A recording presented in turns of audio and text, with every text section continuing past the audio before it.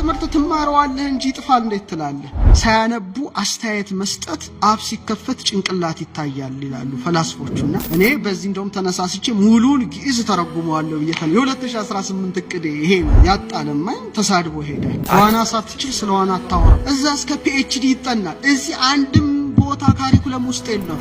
አጉሜንት ጥፋ ጀርባ ብዙ እጆች አሉት። ስለ ራስ እንዳታውቅ ማን ነው የሚከለክል? የኛ መጻሕፍት በውጭ ይጠናሉ። ስለ ፊደል እንዳትራቀቅ የወሬ ዘመቻ የሚከፍትብህ የትኛው አካል ነው? እሳት በሌለበት ጭስ አይታይም። ምንድነው ኢንቴንሽኑ? ማን ነው ከጀርባህ ነገር የሚቆሰቆሰው? አወር ስትሆን ታውቀዋለህ ማለት ነው። ኤአይ እንዴት ነው የግዕዝን ፊደል አንደርስታንድ ሊያደርግ የሚችለው? አሁን ዓለም ከደረሰበት ሳይንስ ጋር አገናኝተን ኢትዮጵያን የሚረከቡ ህፃናት በጠብ ሳይሆን በጥበብ በመጥበብ ሳይሆን በመጠበብ የመጀመር እቅድ አለ። ጭንቅላቱ ላይ ነው ስራ የሚሰራው ትውልዱ ላይ። ኢየሱስ ክርስቶስ ልደቱን የሰጠው እኮ ዘር ለሚቆጥሩት ለእስራኤላውያን እኮ አይደለም። ሰማይ ላዩት ለሰብአ ሰገል ነው የሰጠው።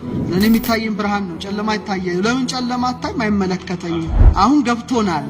አውሮፓውያን ቴሌስኮፕ ሳይኖራቸው ንጉስ ላሊበላ የስነ ፈለክ መመልከቻ ኦብዘርቫቶሪ ነበረው። ራስን ካጣጣል ወድቀሃል። ከፍ ምንልበት ተርኒንግ ፖይንታችን ስለሆነ የሄኖክ የምርምር ሴንተር ማቋቋም አለብን። እነ ትርጓሜ የሚጠተ ብርሃናትን አንተ ሄኖክ ላይ እንዴት እንደተፈላሰፉ ዓለም እኮ ሄኖክ ጠፍቶታል።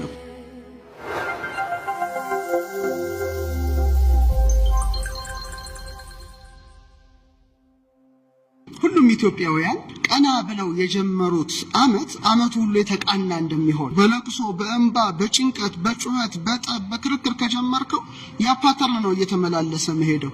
ሐዘንን ይወልዳል። አሁን ኢትዮጵያውያን ሁሉ ወደ ውስጣቸው የሚያዩበት ዘመን እንደተቃረበ ለኔ ምልክቱ ነው ያለው። መጪው ጊዜ በጣም ጥሩ እንደሆነ ይሰማኛል። አንድ ሯጭ ሲሮጥ አንድ እግሩን ወደ ኋላ አድርጎ ነው የሚፈነጠረው። ወይም ረጅም ዝላይ መዝለል ያለበት ሰው በትሩን ይዞ በጣም ወደ ኋላ ሄዶ ነው በኃይል የሚወራወረው። ሌሎቹ መነሻ የላቸውም ለአስትሮኖሚ። አሜሪካ ብትል ኮሌክቲቭ ኮንሽስነስ ነው። ያንንም ሰው ወስዳ ነው። እኛ ግን ቤዝ አለን፣ መሰረት አለን። ያን መሰረት እናስቀጥል። ትላንት አለ፣ ዛሬ ላይ አለ፣ ነገ የሚመጣ ትውልድ አለ። የትላንቱን ከዛሬ ዛሬውን ከነገ ማዋሃድ አለብን። በጥንት ዕውቀት የተራቀቁ ሀገራቸውን ጠንቅቀው ያወቁ ሳይንሱንም ያወቁ በሁለቱም ወገን የተሳሉ ሰይፎች ነው ኢትዮጵያውያን መሆን ያለባቸው። ሚስማር ሲመቱት ይጠብቃል። ኢትዮጵያውያን ለስነ ፈለክ እንግዳ ናቸው ወይ? ብድር ከመበደሩ በፊት ጓዳውን አለኝ የለኝም ይላል። ከሌለው ደግሞ መስራት አልችልም ይላል። ካልሆነ ይበደራል ነው። እኛ ውስጣችንን እናያለን፣ የሌለንን እንሰራለን። በቃ አለቀ። ሉሲያን ምን ይላል? the Ethiopians were the first to invent the science of stars. የስነ ከዋክብትን ሳይንስ የጀመሩ and gave name to the planets። ለፕላኔቶች ስያሜ የሰጡ